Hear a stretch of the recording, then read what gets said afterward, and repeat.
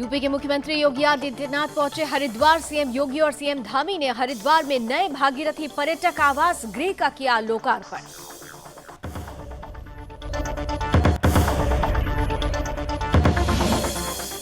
उत्तराखंड में 31 मई को होंगे उपचुनाव। उपचुनाव के लिए आचार संहिता हुई लागू। उपचुनाव को लेकर राजनीतिक दल तैयारियों में जुटे।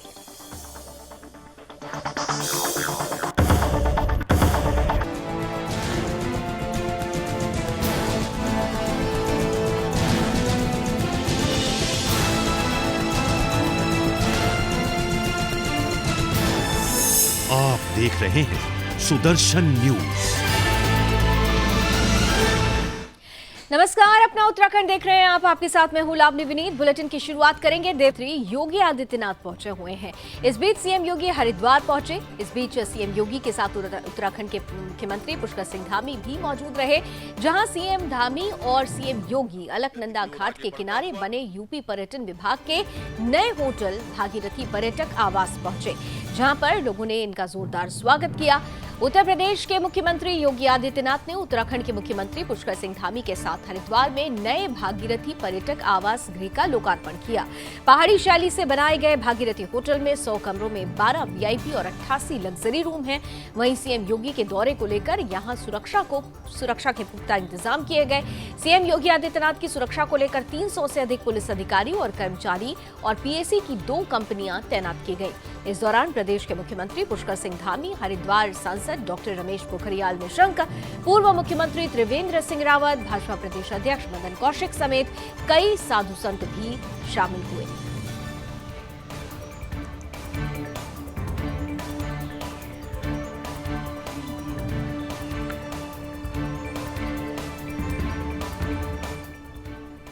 इधर उत्तराखंड में चंपावत सीट पर उपचुनाव के लिए आचार संहिता लागू कर दी गई है। निर्वाचन आयोग की ओर से तारीखों के ऐलान के बाद जहां एक तरफ राजनीतिक दल तैयारियों में जुटे हैं, वहीं निर्वाचन आयोग भी अपनी तैयारी जोर शोर से कर रहा है।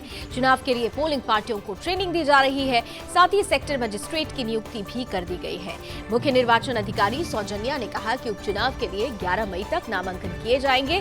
17 मई तक नाम वापसी, 31 मई को मतदान और 3 जून को मतगणना होगी, जिसके मद्देनजर सुरक्षा के पुख्ता इंतजाम भी कर लिए गए हैं। उधर संवेदनशील और अति संवेदनशील बूथों का चयन कर लिया गया है और उसी के मद्देनजर सभी तैयारियां पूरी की जा रही हैं, ताकि शांतिपूर्ण ढंग से चुनाव कराया जा सके।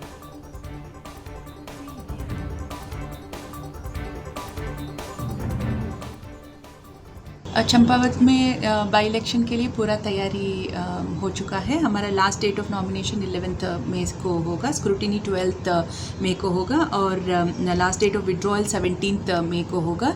जो डेट ऑफ पोल है वो 31 मई को होगा और जो काउंटिंग है वो 3 जून के लिए होगा। तो ये अनाउंसमेंट भी कर दिया गया है। और उसके बाद जो हमारा ट्रेनिंग है, जो आरओज़ का ट्रेनिंग है और जो प्रिसाइडिंग ऑफिसर्स और PO1, PO2, PO3 उनका ट्रेनिंग का शेड्यूल भी DO साहब ने वहाँ पे ड्रॉ किया है। उसके बाद जो सिक्योरिटी के लिए और वल्नरेबिलिटी मैपिंग के लिए जो कार्यवाही किया जाना है, वो भी कार्यवाही एंड रूट ऑन प्रोसेस में है। और जो हमारा जो सेक्टर ऑफिसर्स और जोनल ऑफिसर्स का ट्रेनिंग, उसके बाद जो EVMs हमें चाहिए, तो EVM का जो मूवमेंट है वो भी कर चुके हैं हम। जो जितना EVMs उनको वहाँ पे चाहिए, वो भी उसका भी मूवमेंट और उसका FLC और उसके बाद उसका रैंडमाइजेशन के लिए जो तैयारी करनी है। और ब्यूरो चीफ कृष्णा हमारे साथ जुड़ रहे हैं ज्यादा जानकारी के साथ। कृष्णा, स्पष्ट रूप से बहुत खास है ये उपचुनाव, क्योंकि मुख्यमंत्री पुष्कर सिंह धामी की किस्मत का फैसला होना है।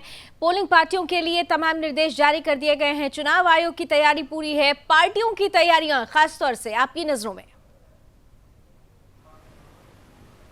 कृष्णा। बिल्कुल आपने देखिए, उत्तराखंड में चंपावत उपचुनाव के लिए चुनाव आयोग ने तैयारियां अपनी पूरी की पूरी कर ली है। बूथ भी उन्होंने चेंज कर लिए, जो संवेदनशील है उस पर सुरक्षा बढ़ाने के इंतजाम भी जो है वो चुनाव आयोग की तरफ से की जा रहे हैं। दूसरी तरफ अगर हम पॉलिटिकल पार्टियों की बात करें तो बीजेपी की तरफ से तो तय है, क्योंकि सीट ही मुख्यमंत्री पुष्कर सिंह धामी के लिए खाली हुई है। अब कांग्रेस की बात करें तो कांग्रेस ने अभी तक अपना दावेदार जो है वो मैदान में नहीं उतारा, उसके नाम का ऐलान भी अभी तक नहीं किया है। बात करें प्रदेश अध्यक्ष करण मेहरा की, तो वो लगातार बोलते आ रहे हैं कि आज शाम तक जो है हम अपने पार्टी के उम्मीदवार का नाम का ऐलान कर देंगे, क्योंकि नामांकन की प्रक्रिया उत्तराखंड में शुरू हो चुकी है, जो 11 मई तक चलेगी। और उसके बाद हमने देखा है कि 12 मई को जो है उस नामों की जांच होगी, उम्मीदवारों के जो नामांकन किए जाएंगे उनकी जांच प्रक्रिया जो है वो 12 तारीख के लिए चली जाएगी। और अब मई तक का जो समय है वो उम्मीदवारों पर रहेगा, जिसको नाम वापस लेना है तो कोई 17 मई तक ले सकता है। और उसके बाद हमने देखा है कि 31 मई को जो है वोटिंग होगी, 3 जून को सीधा सीधा डिक्लेयर हो जाएगा। लेकिन बीजेपी एक तरफ पूरी की पूरी तैयार है। खुद भाजपा संगठन मंत्री अजय जी जो हैं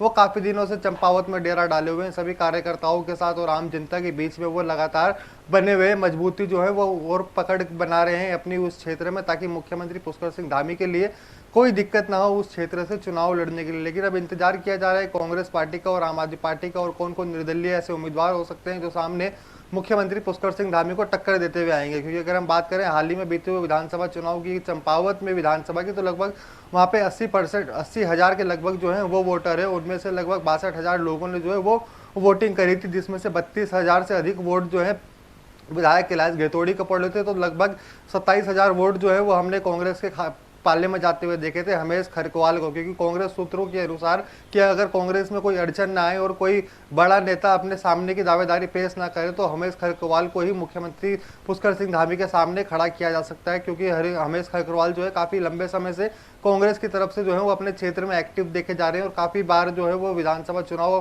चंपावत से भी हार चुके हैं। लेकिन फिर भी क्या पता कांग्रेस उनको वहीं से उम्मीदवार बनाने के लिए कहीं ना कहीं हामी भर सकती है। धामी वो लावनी जी बिल्कुल।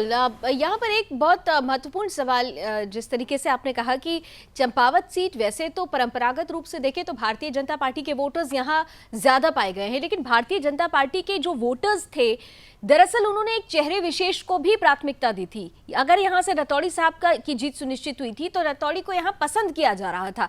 इसके बाद उन्होंने अपनी सीट छोड़ी, पुष्कर सिंह धामी को सामने रखा गया है। क्या चेहरा और भारतीय जनता पार्टी इसको समेकित रूप से यहाँ की जनता पसंद कर रही है? ग्राउंड पर अगर बात की जाए तो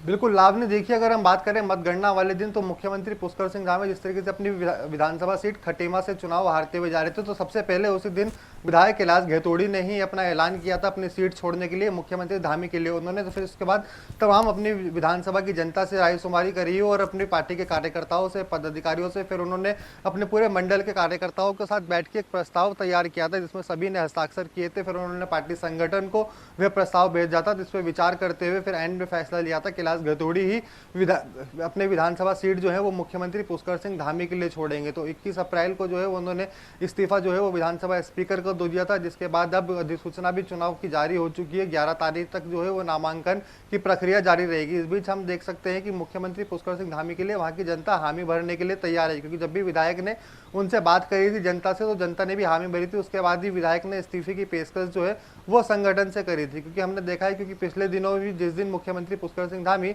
अपनी चुनाव ऐलान होने से पहले ही रैलियां उन्होंने जो खटीमा में जाकर करी है और चंपावत में जाकर करी है, क्योंकि खटीमा से ही लगता हुआ क्षेत्र जो है वो चंपावत का है। तो ये एक और राह आसान हो जाती है उनकी उस क्षेत्र से चुनाव लड़नी है, क्योंकि काफी अधिक क्षेत्र जो है वो खटीमा से भी लगता हुआ चंपावत विधानसभा सीट का आता है। लावनी जी, तो कुल मिलाकर चलिए ये कहा जा सकता है कि भारतीय जनता पार्टी के लिए राह आसान है और खासतौर से पुष्कर सिंह धामी की इस जीत यहाँ से सुनिश्चित की जा रही है।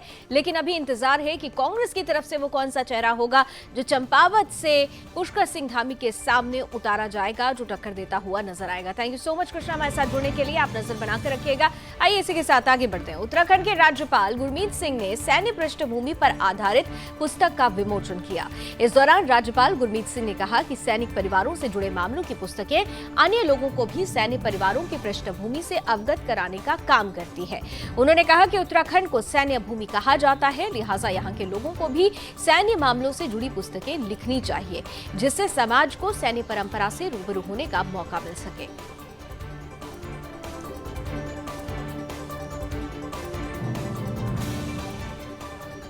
किताब नहीं है, ये उनकी 11वीं किताब है और मिसेस वर्मा की पहली किताब है। मैं तो इनसे सबसे बड़ा सबक ये लेता हूँ कि हर एक वेटरन को अपने जीवन के जो एक्सपीरियंस हैं वो सबके साथ में शेयर करें, ताकि पूरे राष्ट्र को, पूरे समाज को, हर एक भारतीय को मालूम होना चाहिए कि एक जो फौजी होता है उसके विचार किस प्रकार होते हैं, वो किस प्रकार से नेशन फर्स्ट अपना सोसाइटी और हर एक के लिए करने के लिए तत्पर रहता है। ये जो किताब है ये इसके अंदर में उनके जीवन के बहुत बारीक एक्सपीरियंस हैं और मुझे आज बहुत खुशी है कि ये जो किताब की जो पब्लिशिंग किया है ब्रिगेडियर पीके बेन साहब ने किया है। और सबसे टचिंग बात क्या है कि हम चारों ही एक ही यूनिट से आते हैं। ये जो फौज के अंदर में यूनिट में आपस में एक परिवार की तरह एक इकट्ठे रहते हैं, उसका एक उदाहरण है। क्योंकि जब मैं सेकंड लेफ्टिनेंट बन के आया था, कमीशन लिया था, तो दोनों ही सर ने मेरे को ट्रेन किया था। और आज उनकी पुस्तक और उनका जो कार्य है और एक लेसन है उत्तराखंड के हर एक वेटरन। इधर सरोवर नगरी नैनीताल में भी उत्तर प्रदेश की तर्ज पर उत्तराखंड सरकार का बुलडोजर चला है, जिसमें कई कच्चे पक्के अवैध रूप से बनाए गए घर ध्वस्त कर दिए गए। 12 पत्थर घोड़ा स्टैंड के पास वन भूमि में हुए अतिक्रमण को हटाने की कार्रवाई करते हुए जिला प्रशासन, नगरपालिका प्रशासन सहित वन विभाग के अधिकारियों ने पुलिस की मदद से सड़क पर बने अवैध अतिक्रमण को बुलडोजर से ध्वस्त कर दिया। ध्वस्तीकरण की कार्रवाई के बीच विरोध की आशंका को देखते हुए मौके पर भारी संख्या में पुलिस बल की तैनाती की गई। उपजिलाधिकारी प्रतीक जैन ने कहा कि प्रशासन और अन्य विभागों की टीम मौके पर पहुंचकर अवैध अतिक्रमण को हटा रही है। उन्होंने कहा कि नगरपालिका के अधिशासी अधिकारी को सख्त हिदायत दी गई है कि वो नगर में किए गए अतिक्रमण को चिन्हित कर उस पर कार्रवाई करे। कुमायूं कमिश्नर दीपक रावत ने कुछ दिन पहले ही मॉल रोड और 12 पत्थर के निरीक्षण के दौरान वहां पर वन भूमि में हुए निर्माण को ध्वस्त करने के आदेश दिए थे, जिसके बाद स्थानीय प्रशासन ने इन अवैध निर्माणों को ध्वस्त करने की घोषणा की थी। इस संबंध में नगरपालिका की तरफ से अतिक्रमणकारियों से अतिक्रमण हटाने को कहा गया था। बावजूद इसके अतिक्रमणकारियों की तरफ से उसे नहीं हटाया गया, जिसके बाद बुलडोजर चलाकर लगभग 3 दर्जन अवैध रूप से कच्चे पक्के बनाए गए झोपड़ियों को बुलडोजर चलाकर ध्वस्त कर दिया गया। इस दौरान सीओ संदीप नेगी समेत नगरपालिका प्राधिकरण, वन विभाग कर्मचारियों और पुलिस बल की तैनाती रही।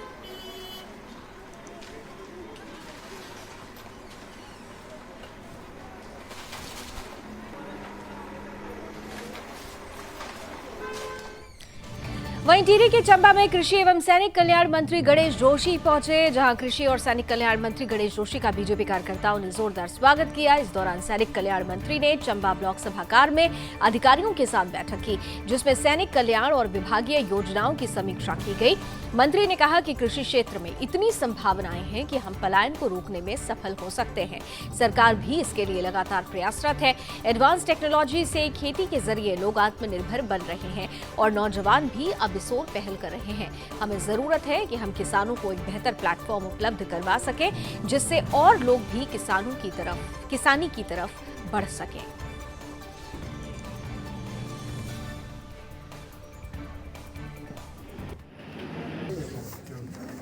क्योंकि आज जो विभाग मेरे पास हैं, चाहे एग्रीकल्चर हो, चाहे ग्राम विकास हो, चाहे सैनिक कल्याण हो, सब महत्वपूर्ण विभाग हैं। और हमारे यहाँ इस क्षेत्र में इतनी संभावना है, इसके माध्यम से हम पलायन को रोक सकते हैं। अगर हम अपने उत्पादों का प्रोडक्शन को यहाँ पर बढ़ाएं, उसकी सही कीमत हमारे किसान को मिले, तो हमारा नौजवान जो पलायन कर रहा है, नौकरी की तलाश में जो बॉम्बे, बेंगलोर, बड़े बड़े शहरों में जाता है, हम उसको रोक पाएंगे। इसके लिए मैंने मुख्यमंत्री से अनुरोध किया है कि चकबंदी का होना बहुत जरूरी है। क्योंकि आज पहाड़ में सबसे बड़ी दिक्कत यह है कि चकबंदी न होने के कारण एक खेत हमारा यहाँ पर है, एक 2 किलोमीटर दूर है, एक 1.5 किलोमीटर दूर है, और जिसकी वजह से सही जो है खेती नहीं हो पाती है। तो शुरू में हम स्वैच्छिक चकबंदी को लागू करेंगे, उसके बाद चकबंदी को लागू कर और जो ये मिलेट्स है, मोटा अनाज, ये कभी गरीबों का भोजन हुआ करता था, मडुआ, झंगोरा, रामदाना, और आज दाल चावल, और आज इसकी डिमांड 5 स्टार होटल्स में है, क्योंकि स्वास्थ्य की दृष्टि से बहुत लाभदायक है। हम इसके उत्पाद को बढ़ावा दे रहे हैं, प्रधानमंत्री जी खुद इस पर फोकस कर रहे हैं। इधर कैबिनेट मंत्री गणेश जोशी मसूरी पहुंचे, जहां गणेश जोशी ने पत्रकार वार्ता की। गणेश जोशी ने कहा कि पुष्कर सिंह धामी चंपावत उपचुनाव भारी मतों से जीतने जा रहे हैं। उन्होंने कहा कि मुख्यमंत्री करीब 30,000 मतों से चंपावत चुनाव में विजय हासिल करेंगे। उन्होंने कहा कि वो खुद प्रचार प्रसार के लिए चंपावत जा रहे हैं। साथ ही जिस प्रकार से मुख्यमंत्री पुष्कर सिंह धामी की कार्यशैली है, उससे प्रदेश की जनता काफी खुश है। वहीं अन्य दलों के लोग भी आकर मुख्यमंत्री पुष्कर सिंह धामी को समर्थन दे रहे हैं। इस बीच उन्होंने कहा कि कांग्रेस हमेशा से बड़ी बड़ी बातें करती है। 2022 में कांग्रेस की सरकार बना रही थी। उन्होंने कहा कि कांग्रेस नेता बड़ी बातें करते नजर आए, लेकिन भारतीय जनता पार्टी काम करने पर विश्वास रखती है। उन्होंने आगे कहा कि काम को मिलता है, बातों को बल नहीं मिलता है। कैबिनेट मंत्री ने कहा कि प्रदेश सरकार की तरफ से कृषि मंत्री बनाए गए, जिसमें वो लगातार परिवर्तन कर कृषि के क्षेत्र पर विकास को लेकर लगातार काम कर रहे हैं। उन्होंने कहा कि जिस प्रकार केंद्र सरकार की तरफ से किसान सम्मान निधि किसानों को दी जा रही है, उसी प्रकार उत्तराखंड में मुख्यमंत्री प्रोत्साहन राशि 2000 किसानों को दिया जाएगा, जिसका उल्लेख राज्यपाल के अभिभाषण में भी हुआ है। वो आगामी विधानसभा सत्र में प्रस्ताव को पास करके उसका लाभ किसानों को देंगे। इतना ही नहीं, गणेश जोशी ने कहा कि कृषि विभाग की तरफ से हॉर्टिकल्चर, एग्रीकल्चर में नए नए प्रयोग किए जा रहे हैं। वर्तमान में हॉर्टिकल्चर के क्षेत्र में टिहरी जनपद में 5000 से ज्यादा कीवी लगाए गए हैं। उन्होंने कहा कि सेब की फसल में उत्तराखंड, हिमाचल और कश्मीर को मात नहीं दे पा रहे हैं, लेकिन उनको पूरा विश्वास है कि कीवी के क्षेत्र में आने वाले 3 सालों में उत्तराखंड हिंदुस्तान में अग्रणी स्थान पर होगा।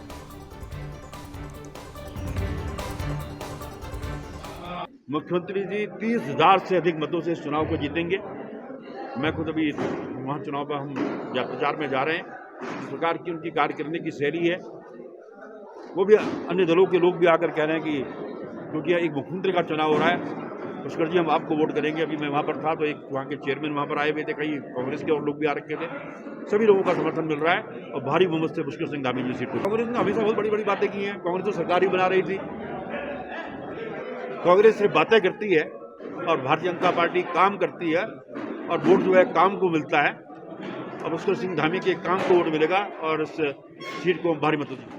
जिस प्रकार किसान सम्मान निधि केंद्र द्वारा दी जा रही है, इसी प्रकार मुख्यमंत्री प्रोत्साहन राशि 2000 रुपया, जिसका उल्लेख राज्यपाल के अभिभाषण में हुआ है, शीघ्र ही विधानसभा सत्र में उसको पास कर हम उसको लागू करेंगे और किसानों का आय बढ़ेगी, किसानों का सम्मान बढ़ेगा। और साथ ही हम हॉर्टिकल्चर में, एग्रीकल्चर में नए नए प्रयोग हम कर रहे हैं। आज हॉर्टिकल्चर के क्षेत्र में कीवी, जो कि बहुत महंगा बिकती है, अभी मैं टिहरी में एक बैठक ले रहा था, अभी 5,500 से अधिक पौधे वहाँ पर कीवी के लगे, क्योंकि एप्पल में हम कश्मीर और हिमाचल को बीट नहीं कर पा रहे हैं। लेकिन कीवी के क्षेत्र में विश्वास करता हूं कि 3 साल के अंदर हिंदुस्तान के अग्रणी राज्यों में होंगे। विश्वास में आपको दिलाता हूं। सरोवर नगरी नैनीताल से दूर कुमायूं मंडल आयुक्त दीपक रावत ने जनपद नैनीताल की तहसील कोस्या कुटोली के अंतर्गत खैरना, चमड़िया, नावली होते हुए काकड़ी घाट से क्वारव तक एनएच मार्गों के कार्यों का स्थलीय निरीक्षण किया। इस दौरान दीपक रावत ने मौजूद अधिकारियों और ठेकेदारों को भी निर्देश दिए कि समय से कार्य को पूरा किया जाए। साथ ही आयुक्त दीपक रावत ने कहा, जीएसपी और अन्य कार्यों में प्रगति नहीं पाई गई तो संबंधित अधिकारियों के खिलाफ आवश्यक कार्रवाई अमल में लाई जाएगी। आयुक्त ने अधिशासी अभियंता अरुण कुमार को सख्त निर्देश दिए हैं। इसके साथ ही साथ उन्होंने ये निर्देश दिए हैं कि प्रतिदिन कार्य में लगे श्रमिकों और कार्यों की प्रगति की रिपोर्ट उपलब्ध कराना सुनिश्चित करें। साथ ही दीपक रावत ने कहा कि कार्यों में अगर कोई कमी पाई गई तो ठेकेदार पर भारी भरकम पेनाल्टी तय की जाएगी, क्योंकि निर्धारित तिथि के अनुसार निर्माण कार्य नहीं हो पा रहा है। अब जो निर्माण कार्य किए जाएंगे फॉर्मेट और प्लान के तहत किए जाएंगे। साथ ही उन्होंने कहा कि गुणवत्ता में किसी भी प्रकार की कमी नहीं होनी चाहिए, जिसके लिए रावत ने उप जिलाधिकारी कोस्या कुटोली राहुल शाह को निर्देशित किया कि प्रतिदिन एनएच के कार्यों की मॉनिटरिंग की जाए कि क्या एनएच के कार्य सही हो रहे हैं या नहीं, ताकि आम जनता को जो परेशानियां हो रही हैं उससे उन्हें जल्द से जल्द मुक्ति मिल सके और कार्य भी समय से पूर्ण हो सके।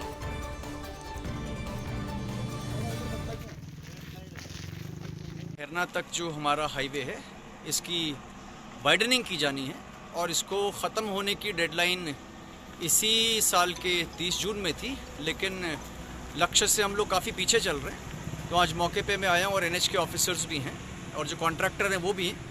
उनके नए सिरे से हमने माइलस्टोन्स तय किए हैं और एसी साहब को मैंने निर्देश दिए हैं कि पर डे इसकी फॉर्मेट में डेली रिपोर्टिंग यहाँ पे होगी और जो प्लान अब तय किया गया है उस पर स्टिक करके ही हम काम करेंगे। किसी प्रकार का इसमें डिले नहीं होना चाहिए और क्वालिटी से भी कोई कॉम्प्रोमाइज़ नहीं होना चाहिए। एसडीएम कुशोकोटोली साहब से भी हमने कहा है कि पैरेलली वो दिखवाते रहेंगे कि जो काम हो रहा है वो सही प्रकार से हो रहा है या नहीं। वहीं पौड़ी जिले के यमकेश्वर विधानसभा क्षेत्र में उत्तर प्रदेश के माननीय मुख्यमंत्री श्री योगी आदित्यनाथ जी अपने उत्तराखंड भ्रमण के दूसरे दिन अपने पैतृक गांव यमकेश्वर विधानसभा के अंतर्गत पंचूर में अपने भतीजे के मुंडन कार्यक्रम में शामिल हुए। इस दौरान अपने भतीजे अनंत बिष्ट को उन्होंने आशीर्वाद भी दिया। साथ ही साथ आपको बताते चलें कि उन्होंने ग्रामीणों से मुलाकात कर उनका हालचाल जाना। साथ ही परामर्श निकेतन से आए महानुभावों ने भी मुख्यमंत्री से मुलाकात कर उन्हें स्मृति चिन्ह भेंट की। वहीं कैबिनेट मंत्री प्रेमचंद अग्रवाल ने भी मुख्यमंत्री के पैतृक गांव पहुंचकर योगी आदित्यनाथ जी से शिष्टाचार भेंट की।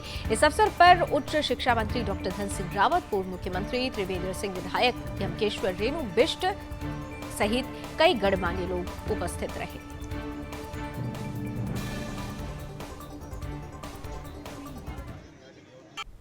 इधर उत्तराखंड में नव सांस्कृतिक सत्संग समिति के तत्वाधान में एक सप्ताह का श्रीमद् भागवत कथा पुराण हवन यज्ञ कन्या पूजन विशाल भंडारे के साथ समाप्त हो गया। इस दौरान नमन कृष्ण महाराज जी की 308वीं कथा पुराण उत्तराखंड की देवभूमि सरोवर नगरी नव सांस्कृतिक सत्संग मैदान में पूरी हो गई।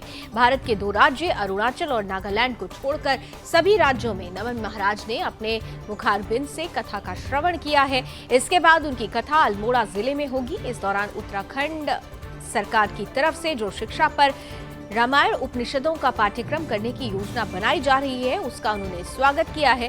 साथ ही उन्होंने कहा कि आज लोग अपने धर्म से हटकर कार्य कर रहे हैं। उन्होंने देश प्रदेश जिला और क्षेत्र वासियों से कहा कि ध्यान किसी एक रूप पर और लक्ष्य पर केंद्रित करेंगे तो जीवन में सफलता आसानी से मिल सकेगी। नमन महाराज ने अपने आशीर्वचन में कहा कि सदगृहस्थ के लिए अपने कर्तव्यों के निर्वहन के साथ ही प्रभु भक्ति का समन्वय करना श्रेष्ठ है। भोग विलास से मुक्त होकर ही भगवान को समझा जा सकता है। इस दौरान समिति अध्यक्ष खुशहाल सिंह रावत ने कहा कि अगर प्रभु की कृपा रही तो हर साल श्रीमद् भागवत कथा का आयोजन किया जाएगा। उन्होंने महाराज नमन कृष्ण और उनकी टीम के साथ साथ सभी श्रद्धालुओं का धन्यवाद भी दिया।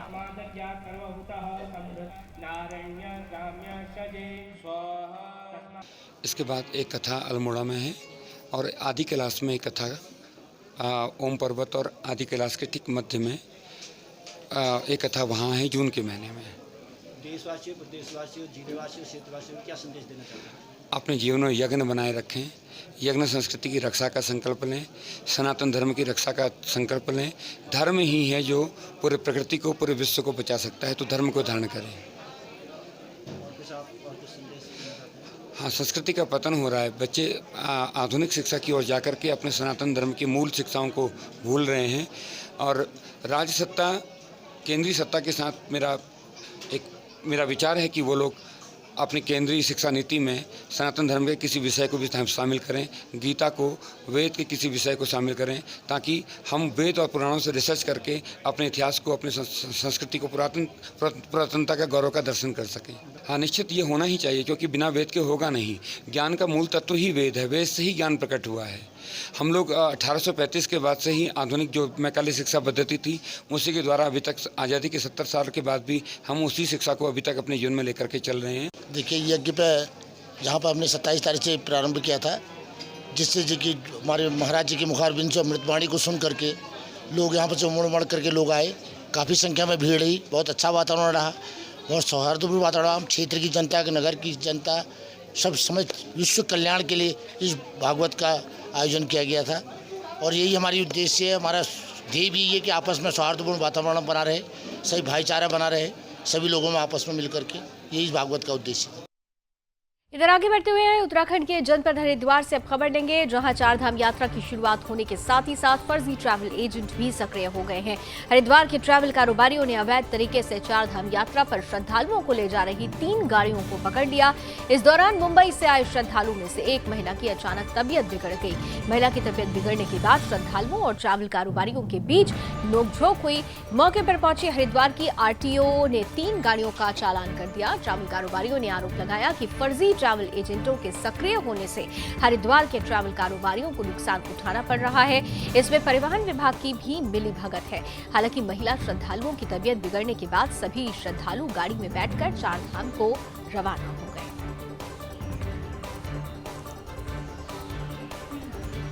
देखिए, ये जो हरिद्वार है ये एक ऐसा प्लेस है जहाँ पे अनलिमिटेड संख्या में गाड़ियाँ आती हैं। तो लगातार ये ऐसा नहीं है कि हम केवल यात्रा सीजन में इन गाड़ियों को पकड़ते हैं। पिछले महीने भी हम लोगों ने 15 गाड़ियाँ लगभग बंद करी थी जो बाहर से थी और नियम विरुद्ध चल रही थी।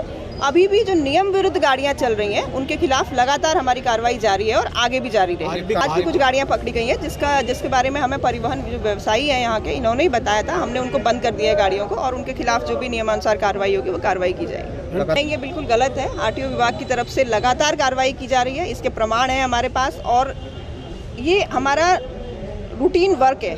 डेली हम लोग इस काम को करते हैं, तो इसके लिए हमें न तो किसी टिप की ज़रूरत है और न ही किसी तरीके के एक्स्ट्रा रिसोर्सेज की ज़रूरत है। हमारा रेगुलर वर्क है। हमारी चेक पोस्ट इन्फोर्समेंट स्क्वाड लगातार हम लोग इस पे काम करते हैं और आगे भी करते रहेंगे। ट्रिप कार्ड का जो इशू है वो बार बार आ रहा है, जो ये उच्च अधिकारियों के संज्ञान में है। अभी मैंने जो उच्च अधिकारी हैं उनके संज्ञान में लाया है। वो हायर स्तर पे बात करके बता रहे हैं कि किस तरीके से अभी फिलहाल जो यात्री यहाँ पर खड़े हैं इनकी समस्या का समाधान करके इनको यात्रा के लिए भेजा। बताना चाहता हूँ कि जो इन्फोर्समेंट हो रही है यहाँ पे हरिद्वार जिले के अंदर शून्य के बराबर हो रही है। यात्रा काल चालू 1 तारीख से यात्रा गाड़ियाँ जा रही हैं। इन्फोर्समेंट सुबह 5 बजे से होनी चाहिए जो कि नहीं हो रही है। आज भी जो बाहर की पंजाब नंबर की गाड़ी, प्राइवेट नंबर गाड़ियाँ यहाँ से यात्रा के लिए भरी गई। इन्फोर्समेंट को कॉल करा गया। इन्फोर्समेंट कहते हैं हम आ रहे हैं। आते आते वो सवेरे 6 बजे से लेके जो है 11 बजे इन्फोर्समेंट आती है।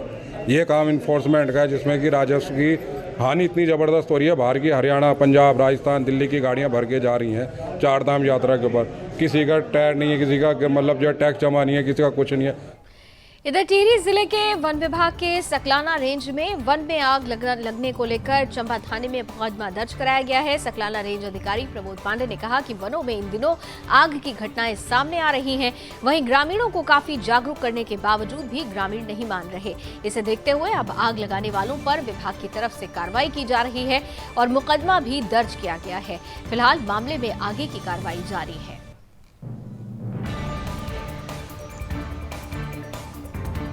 और चलिए इसी के साथ अपना उत्तराखंड में अभी बस इतना ही, लेकिन देश और दुनिया की तमाम खबरों के लिए आप जुड़े रहिए सुदर्शन न्यूज के साथ। जय हिंद।